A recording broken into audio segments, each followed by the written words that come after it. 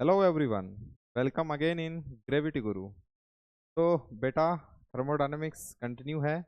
आज हम पढ़ेंगे third law of thermodynamics and कुछ पीवाईक्यूज। ओके, लेक्चर छोटा होने वाला है, लेक्चर ज़्यादा बड़ा नहीं रहेगा। थर्ड लॉ ऑफ थर्मोडायनेमिक्स भी अपने आप में कोई बहुत बड़ी चीज़ नहीं है। ठीक है, चलो। थर्ड लॉ ऑफ थर्मोडायनेमिक्स हमसे क्या कहता है? थर्ड लॉ ऑफ थर्मोडायनेमिक्स जो है बेटा, वो हमसे कहता है कि जीरो केल्विन पे, पहली बात तो जो जीरो केल्विन है वो एक एब्सोल्यूट टेम्परेचर है। कैसा टेम्परेचर है? Absolute temperature. मतलब हमने केल्विन को जीरो केल्विन को हमने एब्सोल्यूट टेम्परेचर कंसीडर करके चल रहे हैं। ठीक है ना? तो जीरो केल्विन को हम क्या बोलते हैं बेटा? Absolute zero temperature. इस पर जो एंट्रोपी है, आप प्योर परफेक्ट क्रिस्टलाइन सॉलिड। अब ये क्या चीज है भाई? Pure perfect crystalline solid. Pure perfect crystalline solid का मतलब होता है कि ऐसा क्रिस्टलाइन सॉलिड जो एक ही प्रकार के एटम्स, एक ही प्रकार के एलिमेंट्स से मिलकर बना हो, उसको हम बोलते हैं क्या? Pure perfect. मतलब उसमें इम्प्यूरिटीज नहीं रहनी चाहिए, उसमें किसी भी टाइप की अशुद्धियां मिली हुई नहीं रहना चाहिए। समझ में आई बात? उसको हम क्या बोलते हैं? Pure perfect crystalline solid. ठीक है ना? सॉलिड है भाई, क्या है? सॉलिड है। सॉलिड है मतलब एक परफेक्ट स्ट्रक्चर होगा, होगा ना? अगर कोई सॉलिड किसी एटम, किसी मॉलिक्यूल और किसी आयन से मिलके बना है, तो इनका जो अरेंजमेंट होगा एटम, मॉलिक्यूल और आयन का, वो एक परफेक्टली ऑर्डर्ड। समझ में आई बात?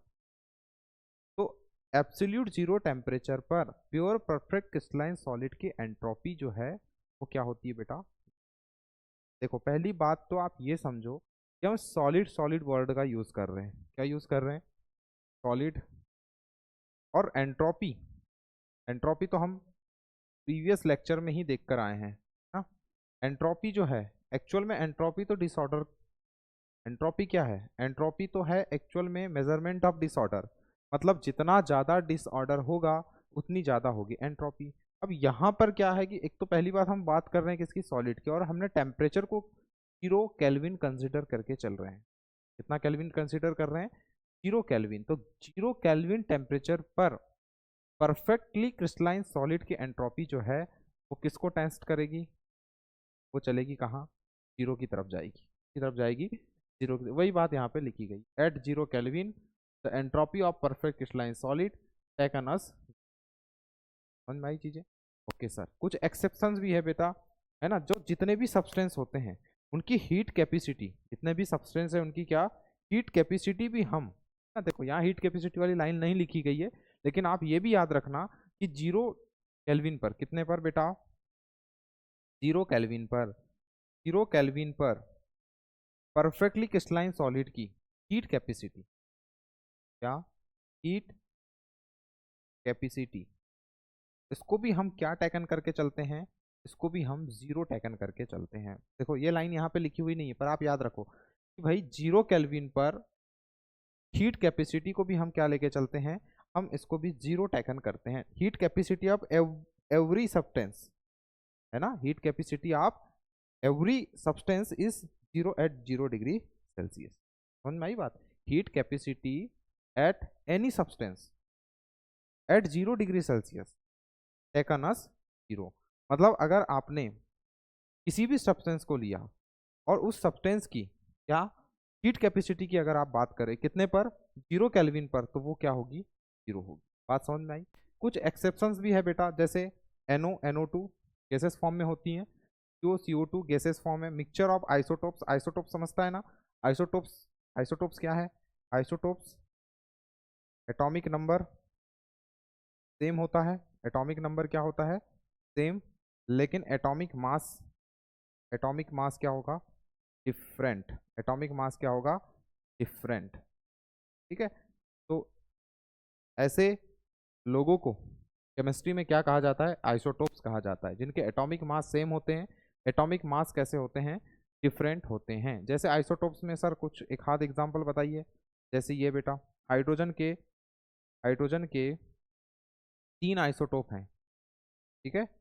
हाइड्रोजन के 3 आइसोटोप है। हाइड्रोजन खुद एक, ठीक है, ड्यूटेरियम और ट्रिटियम। समझ में आई बात?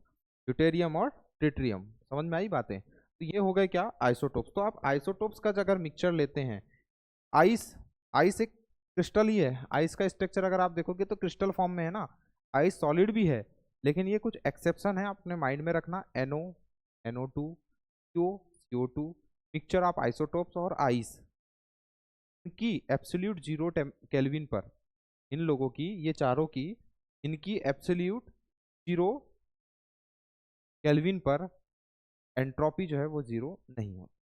क्या क्या बोल रहा हूँ, समझ में आ रहा है कि नहीं? इन लोगों का अगर आपने 0 केल्विन पर का, इस पर 0 केल्विन पर अगर इनकी एंट्रोपी अगर आपने निकालने की कोशिश की तो वो 0 के इक्वल नहीं आने वाली, इसलिए मैंने इनको एक्सेप्शनल केस में डाल दिया है। कई बारी होता है कि वन लाइनर क्वेश्चन में आपको फंसा दे। सही बात है, सही बात है सर, ये बात तो है। ठीक है, तो मैंने आपको बता दिया heat capacity of every substance is 0 at 0 degree Celsius. समझ में आई बात?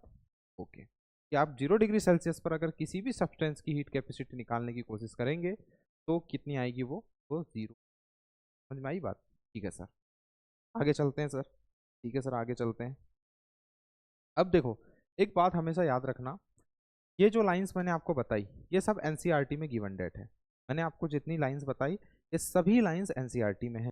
ठीक है, लेकिन एक फार्मूला है जो एनसीईआरटी में नहीं दिया हुआ है, तो फार्मूला याद रखना आप कि फॉर एग्जांपल के लिए अगर आपको एंट्रोपी निकालनी है कितने पर, कितने पर बेटा?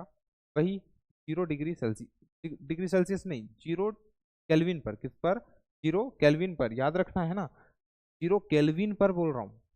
ठीक है, डिग्री सेल्सियस पे नहीं, 0 केल्विन पर। तो 0 केल्विन, केल्विन और डिग्री सेल्सियस दोनों टेम्परेचर की ही यूनिट है, लेकिन अपने को याद रखना पड़ेगा। समझ में आई बात? तो यहाँ पे जो टेम्परेचर, भाई हमको तो पता है ना, हमको तो पता है कि अगर हमने 0 कंसिडर कर लिया तो उस पर तो एंट्रोपी क्या चले जाएगी? 0 चले जाएगी।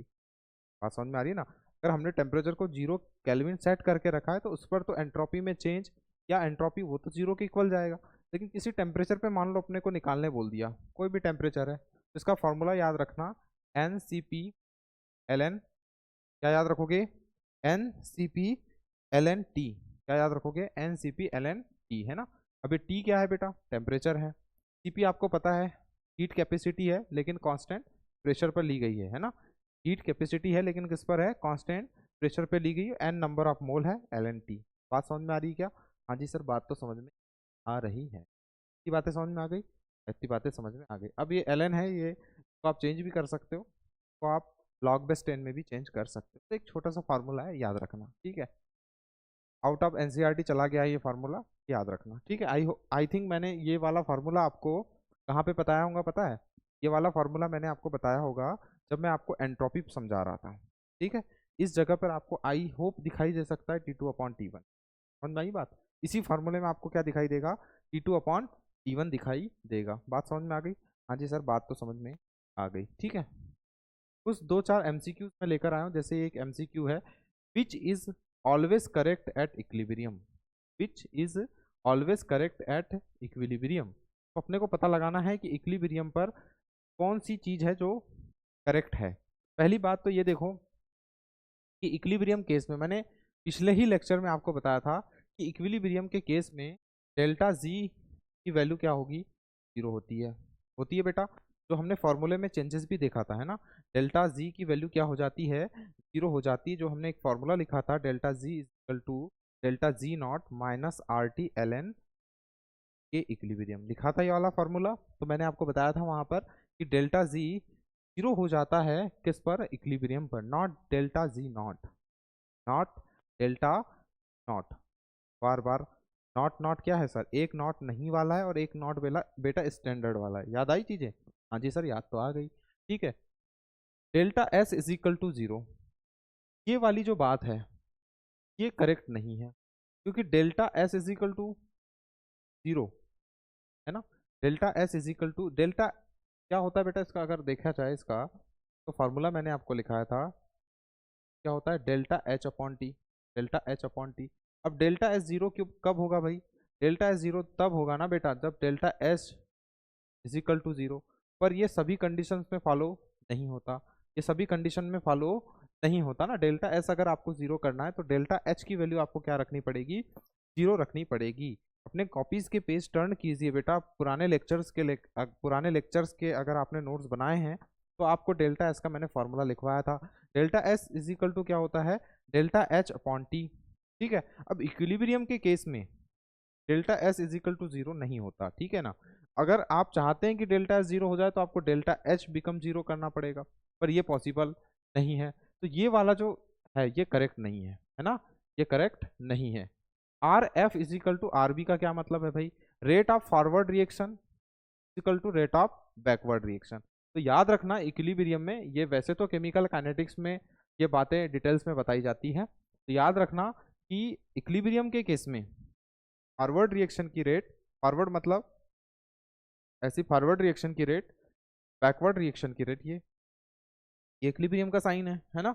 इक्विलिब्रियम का साइन हमको यही बताने की कोशिश करता है कि rate of forward reaction is equal to rate of backward reaction. Okay बेटा, हाँ जी सर ये बात हमको पता चल गई है ना। तो समझ में आ रही चीज़ है। तो अगर हम करेक्ट करेक्ट ऑप्शंस की खोज में अगर हम निकलेंगे, ए वाला जो ऑप्शन है बेटा वो करेक्ट है, ठीक है। सी वाला जो है वो करेक्ट है। अब हम देखते हैं किस पर, डी वाले पर। मल्टीपल आंसर्स इसमें सही होने वाले हैं, ठीक है। E cell is equal to zero, ये इलेक्ट्रोकेमिस्ट्री का है। मतलब मैं जब इलेक्ट्रोकेमिस्ट्री आपको समझाऊंगा, है ना, या आपने इलेक्ट्रोकेमिस्ट्री पढ़ी होगी, तो उसमें बेटा ये जो हम डेल्टा जी है ना, डेल्टा जी नॉट है ना, ये डेल्टा जी नॉट और E cell, E not cell, ठीक है, इन सब में एक रिलेशनशिप है। समझ में आई बात, इनमें सब में क्या है, एक रिलेशनशिप है delta G not E cell E not cell में, ठीक है।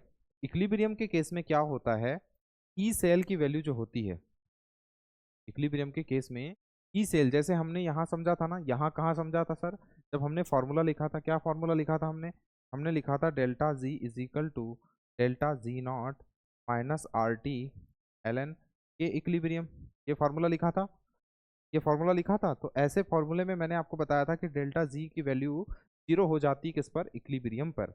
वैसे ही ई सेल की वैल्यू बेटा जीरो हो जाती है किस पर, इक्विलिब्रियम पर। इसको और डिटेल में समझेंगे थोड़ा सा जब इलेक्ट्रोकेमिस्ट्री की स्टडी करेंगे। तो अगर यहाँ पर देखें बेटा अच्छे से, तो ए सी और डी तीनों के तीनों ऑप्शंस कैसे हैं, सही है। तीनों के तीनों ऑप्शंस कैसे हैं, सही हैं। सिर्फ ऑप्शन नंबर बी जो है वो रॉन्ग है। बात समझ में आ रही है, ये बातें हमें समझ में आ रही, ठीक है।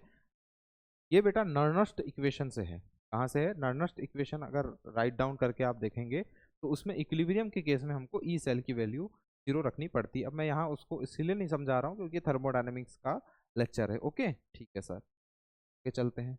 ये वाला जो क्वेश्चन है बेटा, ये है सेकेंड लॉ से। कहाँ से है, तो हमने सेकेंड लॉ पढ़े थे ना, थर्मोकेमिस्ट्री का सेकेंड लॉ, वहाँ से है, या सेकेंड लॉ से जहाँ तक नहीं है, ये वाला इक्वेशन है गिब्स फ्री एनर्जी से। यस, ये कहाँ से है, ये है ना, देखो स्टैंडर्ड गिब्स, गिब्स लिखना था यहाँ, क्या लिख दिए भाई ने पता नहीं। ये है Gibbs free energy of reaction at, चलो देख, हाँ कार्बन सॉलिड, ठीक है। एक बार ही आप लोग भी देख लो, आपको समझ में आ जाएगा, ठीक है। ये सर एक तो ले, सर समझ में तो आ रहा है, समझ में आ रहा है बेटा, चलो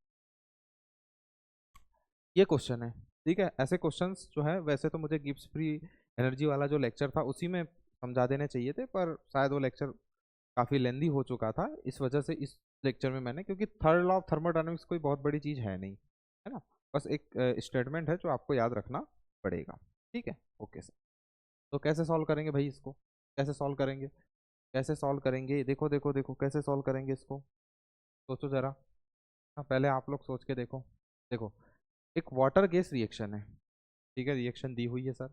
the standard gives free energy of reaction, standard gives free energy of reaction, चलो हम सॉल्यूशन लगा लेते हैं। तो भाई हमें जो इंफॉर्मेशन गिवन डेट है पहले तो हम उसको लिखते हैं। तो गिवन इंफॉर्मेशन क्या है, गिवन इंफॉर्मेशन ये है -8.1 किलो जूल, यूनिट पे ध्यान रखना है ना, किलो जूल पर मोल, किलो जूल पर मोल। ओके सर, आगे और कोई इन्फॉर्मेशन गिवन है क्या बेटा, सर आगे कोई और इन्फॉर्मेशन तो गिवन डेट है नहीं, लेकिन आपको ये समझना पड़ेगा कि किलो जूल को सबसे पहले हम चेंज कर देंगे किसमें, जूल में, किसमें चेंज करेंगे, जूल में। तो आपको ये तो पता होगा ना कि किलो जूल को अगर जूल में चेंज करना है तो हमें 1000 से क्या करना पड़ता है, मल्टीप्लाई करना होता है, ठीक है। तो क्या कर लेंगे, delta G not is equal to 1000 से मल्टीप्लाई करेंगे बेटा तो क्या होगा, सॉरी सॉरी, देखो इसको ऐसे करो, तो आप ऐसे लिख सकते हैं क्या बिल्कुल सर, तो 1000 से मल्टीप्लाई कर दो। हाँ 1000 से मल्टीप्लाई कर दिए, 1010 है ना, किलो जूल किस में चेंज हो जाएगा, जूल पर मोल में, तो ये कितना आ जाएगा बेटा 100 जूल पर, ठीक है। ये वाली लाइंस को मैं नहीं लिखता, ठीक है, इसको मैं इधर से कट कर देता हूँ। समझ में आ रही चीज़ें, समझ में आ रहा है ना, कन्फ्यूजन तो नहीं हो रहा, चलो ये हो गया। तो जूल से किस में चेंज कर लिया मैंने, किलो जूल में चेंज कर लिया, ठीक है सर। एक फॉर्मूला लगाते हैं, देखो यहाँ पर क्या है ना बेटा, एक्चुअल में ध्यान देना, तो है टाइपिंग में, एक्चुअल में यहाँ पे क्या है बेटा, इक्विलिब्रियम है, दिखाई दे रहा है क्या, इक्विलिब्रियम नहीं सर, ये वाली पेन से तो दिखाई दे रहा है, थोड़ा सा इसको चेंज कर देते हैं। ये है एक्चुअल में क्या है बेटा, इक्विलिब्रियम है ना, ये रिएक्शन में क्या है, इक्विलिब्रियम दिया हुआ है, ठीक है। तो हमें कौन सा फार्मूला लगाना होगा, हमें फार्मूला लगाना होगा delta not is equal to minus R T L N के इक्विलिब्रियम। याद आया ये फार्मूला, याद आया वो लेक्चर गिब्स फ्री एनर्जी वाला, जहाँ पे मैंने आपको बताया था कि जहाँ इक्विलिब्रियम का केस होता है वहाँ पर डेल्टा जी इक्वल होता है, तो फिर जो फॉर्मूला निकल के आता है वो क्या निकल के आता है, delta G not is equal to minus R T L N के इक्विलिब्रियम। ओके बेटा, ठीक है सर, तो रख दो @100, ठीक है। आर की कौन सी वैल्यू लेंगे सर, भाई आपने यहाँ पे इसको जूल में चेंज किया है तो आर की जूल वाली वैल्यू ले लेंगे सर 8.314, ठीक है। सर टेम्परेचर गिवन नहीं है, सर टेम्परेचर गिवन है क्या बेटा, इस रिएक्शन में कहीं पर भी टेम्परेचर गिवन नहीं है, तो टेम्परेचर अगर गिवन डेट नहीं है तो आप क्या करेंगे, बताइए आप क्या करेंगे, बताओ बताओ क्या करेंगे, बताओ बताओ। अगर फॉर एग्जांपल के लिए मैंने इसको यहाँ पे लॉग लिख दिया होता, क्या लिख दिया होता यहाँ पर, लॉग लिख दिया होता बेटा, तो लॉग लिख देता तो सर क्या होता, सर अगर आप यहाँ लॉग लिख देते ना, मतलब नेचुरल लॉग को लॉग बेस 10 में चेंज कर देते, तो सबसे पहले तो आपको ये करना पड़ता 303 R T L N, L N नहीं, अब कहाँ एल एन आएगा, अब तो हो जाएगा ये क्या, लॉग, क्या हो जाएगा बेटा, लॉग, और ये क्या आ जाएगा, ये इक्विलिब्रियम। हमको निकालना क्या है सर, हमको यही तो फाइंड आउट करना है बेटा, ये इक्विलिब्रियम कांस्टेंट, यही तो है हमारा इक्विलिब्रियम कांस्टेंट, ये इक्विलिब्रियम ही तो हमें पता करना है, यस सर हमें यही तो पता करना है, ठीक है। ओके चलो आगे चलते हैं, ठीक है सर 2.303, हाँ आर की कौन सी वैल्यू रखेंगे बेटा, गैस कांस्टेंट की कौन सी वैल्यू रखेंगे, जूल वाली रखेंगे ना, जूल वाली वैल्यू क्या होती है 8.314, 8.314, 8.314। टेम्परेचर कितना रखूंगी सर, टेम्परेचर आपको कहीं दिखाई दे रहा है क्या, हाँ जी सर दिखाई तो दे रहा है, वो भी ऊपर से केल्विन में है, तो चेंज करने की कोई ज़रूरत है नहीं, अगर यहाँ डिग्री सेल्सियस में दिया होता तो आपको उसको केल्विन में चेंज करना होता 273 ऐड करके, ठीक है, पर ऐसा कुछ यहाँ है नहीं, तो 1000 से आपने क्या कर दिया, मल्टीप्लाई कर दिया। ओके सर, लॉग के इक्विलिब्रियम, क्या लिख दिया आपने यहाँ, लॉग के इक्विलिब्रियम, ठीक है। अब क्या करेंगे, अब क्या करते हैं हम लोग, हाँ ये माइनस से माइनस कैंसिल हो जाएगा भैया, हाँ जी सर माइनस से माइनस कैंसिल हो जाएगा, ठीक है। क्या बच जाएगा देखो, क्या हम इसको ऐसे लिख सकते हैं, क्या हम इसको ऐसे लिख सकते हैं, लॉग के equilibrium is equal to 8100 divided by 2.303 into 8.314 into 1000, तो क्या 1000, सर इतना बड़ा कैलकुलेशन, हाँ जी भैया इतना बड़ा कैलकुलेशन तो आपको करना ही पड़ेगा, इतना बड़ा इक्विलिब्रियम आपको, और यहाँ पर एंटी लॉग भी लेना पड़ेगा, तो सर एंटी लॉग मैं कैसे लूँगी, मैं वहाँ कैलकुलेटर लेकर चले जाऊँगी क्या, नहीं आपको वहाँ कैलकुलेटर लेकर नहीं जाना है, अगर इस प्रकार का क्वेश्चन एग्जाम में आता है तो आपको एंटी लॉग की वैल्यू दी हुई रहेगी, फिलहाल में मुझे कैलकुलेटर का यूज़ करना पड़ेगा यहाँ एंटी लॉग निकालने के लिए। सबसे पहले तो मैं इसका कैलकुलेशन कर लेता हूँ, ठीक है ना, आप जितनी हो सके कोशिश कीजिएगा कि इसका कैलकुलेशन आप खुद कर सकें, ठीक है। चलिए मैं कैलकुलेशन कर लेता हूँ, ये कैलकुलेशन करता हूँ मैं, कितना दिया है बेटा, आपको ऐसा नहीं करना है ना, अगर आप ऐसा करेंगे तो वहाँ से भगा दिए जाएंगे, कहाँ से भगा दिए जाएंगे, एग्जामिनेशन हॉल से भगा दिए जाएंगे, है ना, वहाँ मोबाइल लेके मत चले जाना, ठीक है। चलो तो ये बेटा अगर आप इसका कैलकुलेशन करके देखते हैं तो ये आएगा 0.42, ठीक है। अब सर मुझे तो के इक्विलिब्रियम निकालना था, तो आप क्या करेंगे, के इक्विलिब्रियम इज इक्वल टू क्या लिखेंगे, एंटी लॉग, लॉग का क्या हो जाएगा बेटा, एंटी लॉग ऑफ 0.423। जब आप इसका एंटी लॉग निकालेंगे, है ना, चलो मैं एंटी लॉग निकाल के ही दिखा देता हूँ। जब आप इसका एंटी लॉग निकालेंगे बेटा तो एंटी लॉग आएगा 2.6। कितना आएगा, 2.6। प्रोसेस को समझ गए क्या? हाँ जी सर, प्रोसेस को तो समझ गए। प्रोसेस को समझना मेन है, ठीक है ना। देखो delta G not kilo joule में था, मैंने उसको चेंज कर दिया किसमें, जूल में। सर अगर नहीं करते तो फिर कोई प्रॉब्लम नहीं होने वाला था, फिर 1000 का मल्टीप्लाई करना पड़ता, सॉरी 1000 से यहाँ पर आपको क्या करना पड़ता, किलो जूल में लेके चलते तो 1000 से आपको डिवाइड करके चलना पड़ता। पर ज़्यादा अच्छा यही होगा कि आप किलो जूल की यूनिट अगर दी हुई है तो उसको जूल में चेंज कर ले, क्योंकि आपको आर की वैल्यू भी जूल में पुट करनी है। कितनी पुट करते हैं आप लोग, 8.314। ओके, ऑलरेडी टेम्परेचर केल्विन में दिया हुआ है, तो मुझे कहीं ना कहीं समझ में आ रहा था कि जब टेम्परेचर केल्विन में गिवन डेट है, मुझे आर की वैल्यू जूल वाली लेना है, तो मैंने इसको पहले ही चेंज कर दिया। और चेंज करने में कोई बहुत रॉकेट साइंस चीज़ें नहीं है, बस इतना सा करना है कि अगर आपने इसमें 1000 से मल्टीप्लाई कर दिया तो ये चेंज हो जाएगा किसमें, किलो जूल से जूल में। ओके ठीक है सर। हाँ, ये एक अच्छा क्वेश्चन है, ये एक अच्छा क्वेश्चन है ना। यहाँ पर थोड़ा सा देख है, यहाँ पर थोड़ा सा देख है, देख को हम ठीक कर देते हैं, हम मिस्टेक है बेटा। ये रीड करो अच्छे से, क्वेश्चन को रीड करो। देखो यहाँ पर क्या है बेटा, calculate delta G not, calculate delta G not. ठीक है सर, कैलकुलेट करेंगे डेल्टा जी नॉट, मतलब standard Gibbs free energy, conversion of oxygen to ozone. ये ऑक्सीजन जो है वो चेंज हो रहा है किसमें, ओजोन में। रिएक्शन दी हुई है एट 298 केपी, 298 मतलब 298 क्या होगा, टेम्परेचर है, ठीक है। ओके सर, केपी इफ के फॉर दिस कन्वर्जन इज, है ना ये।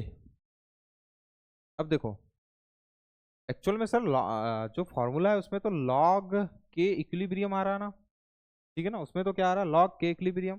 पर हमारा जो के इक्विलिब्रियम है वो रिप्लेस कर दिया गया है किससे, केपी से। किससे रिप्लेस कर दिया गया है, केपी से। केसी से भी कर सकते हैं क्या, बिल्कुल केसी से भी कर सकते हैं। अरे भाई केपी केसी पढ़ा है ना आपने, केपी केसी पढ़ा है कि नहीं, बिल्कुल सर केपी केसी तो पढ़ के रखें।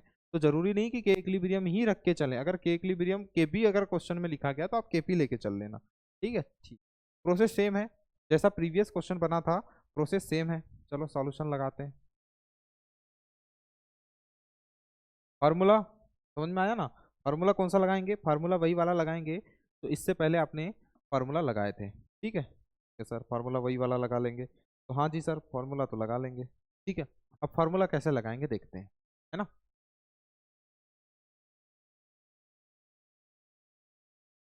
क्वेश्चन में कहीं मिस्टेक तो नहीं है भाई, calculation delta G not for conversion, conversion दिया हुआ है, केपी की वैल्यू दी है, ठीक है ठीक है। आप लोग भी चेक करो कहीं पर कोई मिस्टेक तो नहीं है, गिवन इन्फॉर्मेशन सही है ना। बिल्कुल सर गिवन इन्फॉर्मेशन सही तो है, सही तो,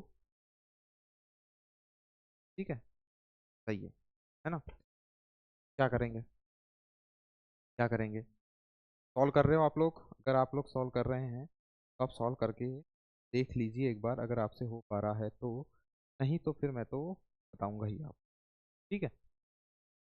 केपी दिया हुआ है एट 298 केल्विन फॉर के, फॉर कन्वर्जन, है ना। देखो यहाँ पे थोड़ा सा ना देख है, ये कॉपी कट पेस्ट में मिस्टेक हुआ है बेटा। ये जो है ना, जो है ये केल्विन है, वही मैं आपसे बोल रहा था कि आप मिस्टेक कहीं है तो चेक कीजिए।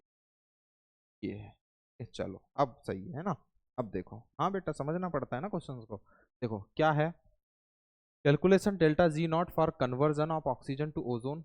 रिएक्शन से हमें कोई मतलब नहीं है। टेम्परेचर गिवन है कितना, 298 केल्विन है। टेम्परेचर, टेम्परेचर कितना है, 298 केल्विन। ओके सर, तो केपी है ना, अब कंफ्यूजन में कई लोग रहते हैं कि भाई फार्मूले में तो केपी है नहीं। तो भाई अगर उसने कोई रिएक्शन आपको दी हुई है, कोई कन्वर्जन दिया हुआ है, देखो के इक्विलिब्रियम, है ना, ये आप इक्विलिब्रियम चैप्टर में पढ़ेंगे। कहाँ पढ़ेंगे आप, इक्विलिब्रियम में। के इक्विलिब्रियम को हम केपी से और केसी से दोनों से रिप्लेस कर सकते हैं, तो इसमें बहुत कंफ्यूजन नहीं होना है, ठीक है ना। केपी की वैल्यू कितनी गिवन डेट है बेटा, 3 × 10⁻²9। पर मैं पहले ही क्या करूंगा ना, देखो लॉग के इक्विलिब्रियम आता है ना, वैसे यहाँ पर क्या आएगा, लॉग के पी आएगा। तो मैं इसको पहले सॉल्व कर लूँ क्या? हाँ सर, आप इसको पहले सॉल्व कर लीजिए। तो मैं क्या करता हूँ, लॉग, अरे भाई इक्वेशन में आएगा ना, ये है ना बेटा, आर टी लॉग, एक मिनट, लॉग में लिख रहा हूँ सामने 2.303 आर टी लॉग के इक्विलिब्रियम को चेंज कर दिया गया है किससे? केपी से। ठीक है, अब देखो यहाँ लॉग केपी की वैल्यू आएगी ना, तो मैं इसको पहले ही इधर साइड में सॉल्व कर लेता हूँ। ठीक है, सॉल्व कर लीजिए। लॉग, देखो ये है ना 3 × 10⁻⁻29, तो क्या लिख सकते हैं बेटा? इसको सर आप लिख सकते हैं log 3 प्लस, है ना, पावर सामने आ जाएगी, तो आप इसको ऐसे लिख सकते हैं। तो आप कैसे लिख सकते हैं, ध्यान से देखिएगा, -29 log 10 लिख सकते हैं आप ऐसा। हाँ सर, ऐसे लिख सकते हैं, है ना। log 3 की वैल्यू होती है बेटा 0.48, कितनी होगी? 0.48, और ये रहा 29। सर log 10 की वैल्यू, log 10 की वैल्यू बेटा 1 होती है, log 10 की वैल्यू कितनी होती है? 1 होती है। तो आप 0.48 को माइनस कर सकते हैं किससे? 29 से कर सकते हैं ना बेटा? बिल्कुल सर कर सकते हैं। तो कितना आएगा बेटा? -28.52। कितना आएगा? माइनस, अरे भाई कोई ऐसा तो नहीं बैठा है इसको ये सॉल्व करते नहीं आ रहा है? 0.48 -29, कोई ऐसा तो नहीं है ना? नहीं सर, ऐसा तो कोई नहीं है, कैलकुलेशन सही है। 0.48 वैल्यू होती है किसकी?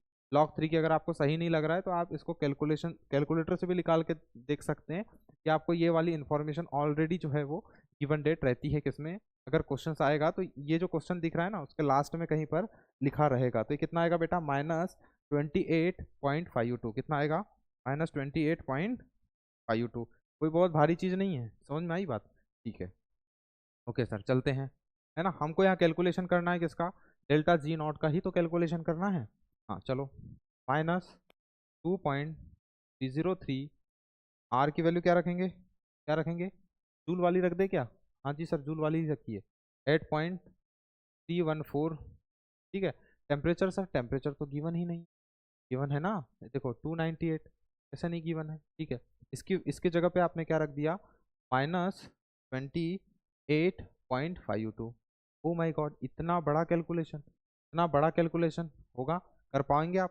बिल्कुल सर, मैं कैलकुलेशन तो कर ही लूंगी। ठीक है, अब क्या करना है ना, देखो क्या करना है। अब यहाँ पर आप अगर अच्छे से देखो तो इसका कैलकुलेशन अगर आप करके देखेंगे तो आपसे हो जाएगा। एक्चुअल में क्या है ना, इसका जो अगर आंसर हमें बाय चांस ऐसे होता कि अब तो आपने सारी यूनिट्स किस में रखी हैं? में रखी हैं, किसमें रखी हैं बेटा? जूल में, है ना। ये तो लॉग के एलन को चेंज करते हैं लॉग में, उसका है। ये जूल वाली यूनिट है, ये केल्विन है, और ये जो आपने निकाला है ये सॉल्व करके निकाल दिया। समझ में आई बात? अब हमको क्या करना है? मल्टीप्लाई करना है। अब इतना बड़ा मल्टीप्लाई मैं कैसे करूँगा यहाँ पर? मैं तो कैलकुलेटर लगा के करूँगा। ये माइनस माइनस क्या हो जाएगा? प्लस। मतलब इतना तो परफेक्ट है कि आंसर किस में जाने वाला है? आंसर जाने वाला है किसमें? प्लस साइन में। ठीक है, चलो देखते हैं, देखते हैं। सर मैं भी ऐसे ही करूँगी क्या? नहीं बेटा, आपको ऐसे नहीं करना है, आपको प्रॉपरली सॉल्व करके ये क्वेश्चन देखना है। ओके, मैं कैलकुलेशन करके देख लेता हूँ, ठीक है ना।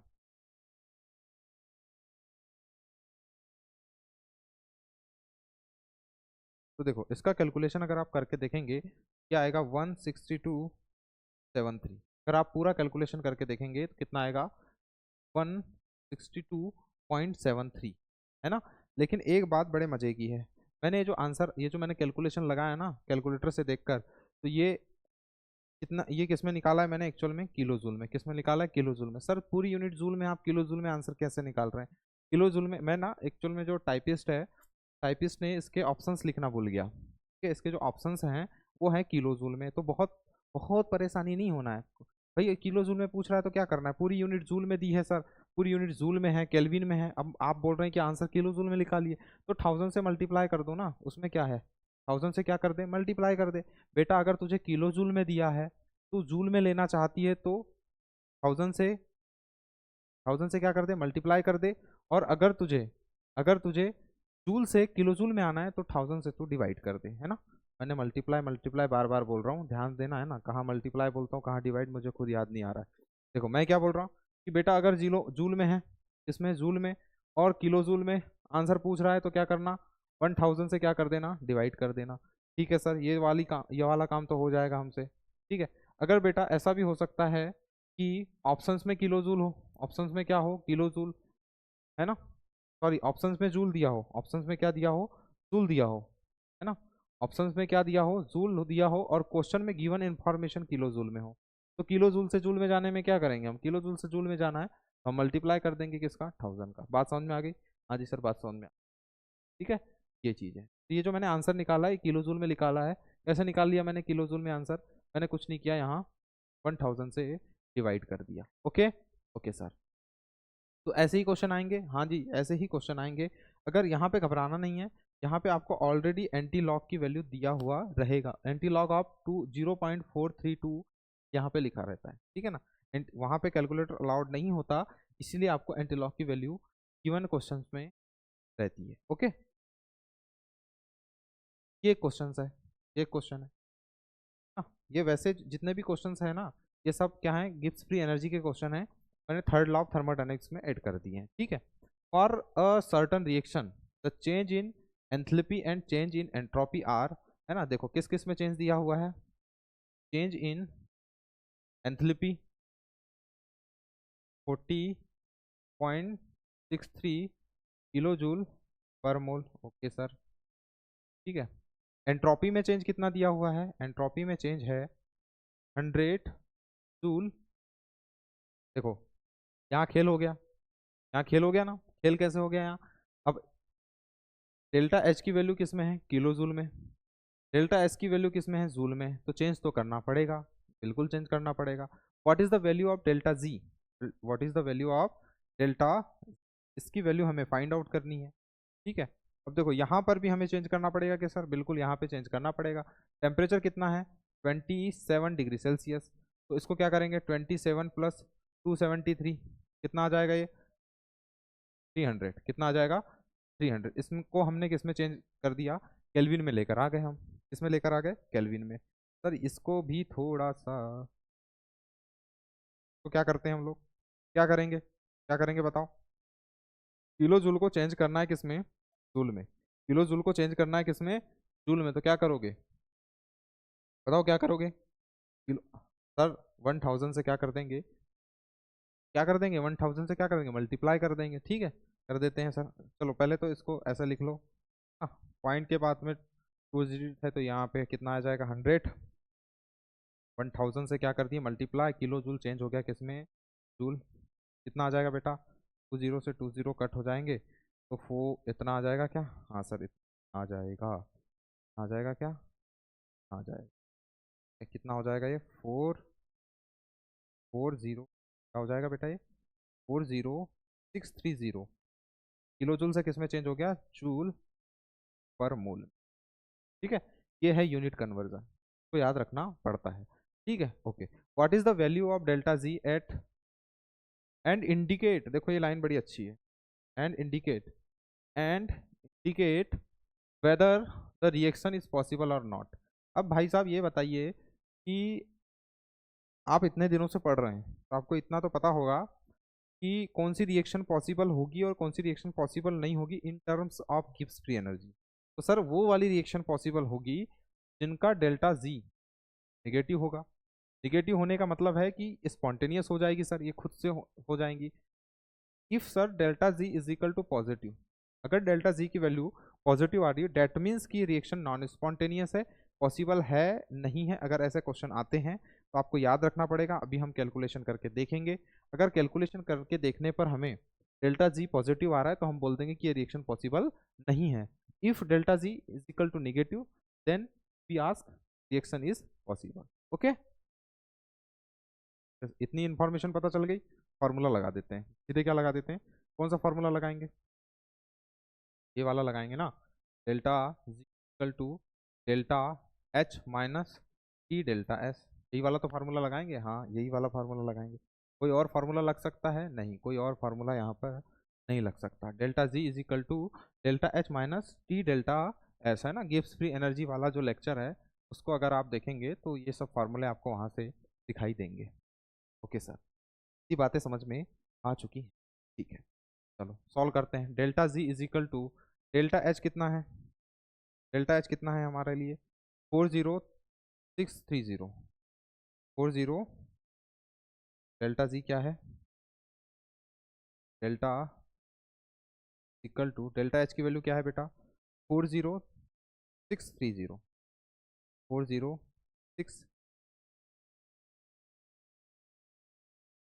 40630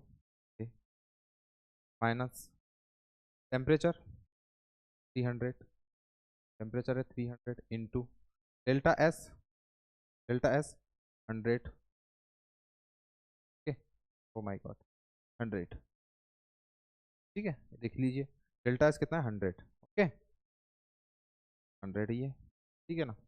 चलो आगे चलते हैं, ठीक है, क्या हो जाएगा 40630, ये कितना हो जाएगा बेटा, -30 ना हो जाएगा ना, नहीं तो होगा, इतना ही होगा, 03601 कितना जा रहा है, प्लस में जाएगा माइनस में जाएगा, सर प्लस में जाएगा, प्लस में जाएगा ना भाई, प्लस 10630, मतलब डेल्टा जी की वैल्यू कितनी आ चुकी है, पॉजिटिव आई है निगेटिव आई है।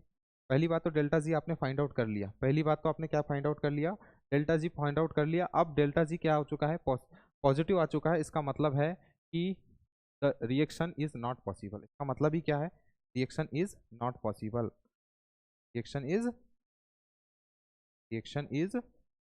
Not possible, reaction is not possible, reaction is not possible, okay. तो ज़्यादा बहुत टफ क्वेश्चन आपको देखने में नहीं मिलेंगे गिब्स फ्री एनर्जी से रिलेटेड। मैंने अब इसी बेसिस पे बहुत सारे क्वेश्चन हैं, ऐसा नहीं कि सिर्फ 3 टाइप्स के ही क्वेश्चन आएंगे क्या, हाँ बेटा 3 टाइप्स के ही क्वेश्चन बन सकते हैं गिब्स फ्री एनर्जी से। अब आप मल्टीपल क्वेश्चन ट्राई कर सकते हैं, डिजिट चेंज होते जाएगी, वैल्यूज चेंज होते जाएगी, कहीं किलो जूल कहीं जूल, ये सब माइंड सेट से आपको क्वेश्चन सॉल्व करना पड़ेगा, ठीक है। तो अंतिम में मैं आपसे एक ही बात कहना चाहता हूँ, और वो बात क्या है, वो बात है कि बहुत बहुत आपका धन्यवाद, आपने थर्मोडायनेमिक्स का, वैसे तो देखा जाए बेटा तो थर्मोडायनेमिक्स का जो है ये लास्ट लेक्चर था, ठीक है। इसके बाद थर्मोकेमिस्ट्री वाला सेक्शन बच जाता है, जो मुश्किल से 1 या 2 लेक्चर्स का है, जिसमें हमें बहुत सारे कैलकुलेशंस करने होते हैं, है ना, बहुत सारी डिफरेंट डिफरेंट टाइप की जो प्रोसेसेस होती हैं, उसमें डेल्टा एस, उसमें डेल्टा एच, ये सब देखना होता है। लेकिन जो डायनेमिक्स वाला जो पार्ट है बेटा, थर्मोडायनेमिक्स जो हम बोलते हैं, है ना, जो डायनेमिक्स वाला जो पार्ट है, वो मेरे साइड से जो बेटा यहीं पर एंड हो चुका है। मेरे साइड का मतलब है कि इसके बाद भी बहुत सारी ऐसी चीज़ें हैं, है ना, इसके बाद भी ऐसा बहुत सारा पढ़ने का है जो आप पढ़ सकते हैं, बहुत सारे क्वेश्चंस हैं जो लगा सकते हैं, ठीक है। और भी कुछ कुछ ऐसी थ्योरीज होंगी जो इस लेक्चर में कवर नहीं हो पाई होंगी, इस पूरी सीरीज में कवर नहीं हो पाई होंगी, जो आप, तो आप जितना पढ़ेंगे उतना आप जानेंगे, है ना। कोई भी टीचर बेटा अगर आपको ऑनलाइन हो या ऑफलाइन हो, जब आपको टीच करता है तो 100% कंटेंट आपको नहीं दे पाता है, ठीक है। इसलिए मैंने कहा कि मेरे साइड से एंड होने का मतलब ये है, इतनी चीज़ें इनफ है नीट पर्सपेक्टिव से, ओके। तो थर्मोडायनेमिक्स वाला पार्ट खत्म हो चुका है, सिर्फ थर्मोकेमिस्ट्री वाला पार्ट बचा हुआ है बेटा।